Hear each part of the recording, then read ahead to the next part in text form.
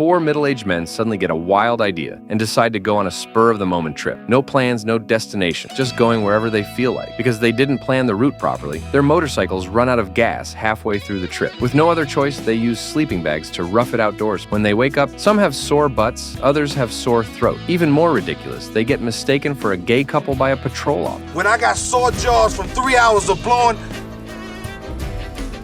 Please, for the love of God.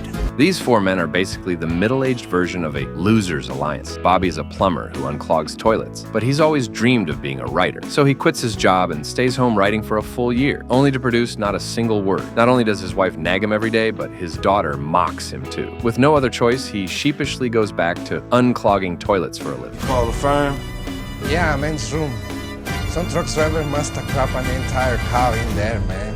Good luck. Duke is a computer programmer who's made it to middle age without ever having a girlfriend. Whenever he talks to women, he blushes uncontrollably. One day, he spots a girl he likes in a cafe. He notices she's using a Mac too and tries to strike up a conversation. Dudley? Yes, good morning, Mac. How's it going? It is now 9 o'clock a.m.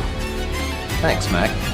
But the voice assistant completely messes up the recognition and he dies of embarrassment on the spot. GrannyLove.org. Want Granny to take her teeth out? Woody used to be a wildly successful boss who married a model. But after his company went bankrupt, his wife ran off with all the money, leaving him so broke he has to haggle over hourly wages. Can't do this many leads for $10. It'll take hours. Well, you should have thought of that before you put that flyer on the telephone pole saying any yard for $10.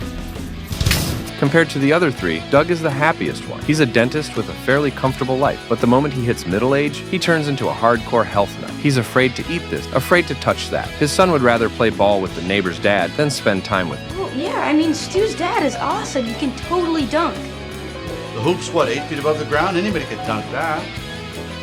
Well, see you guys then.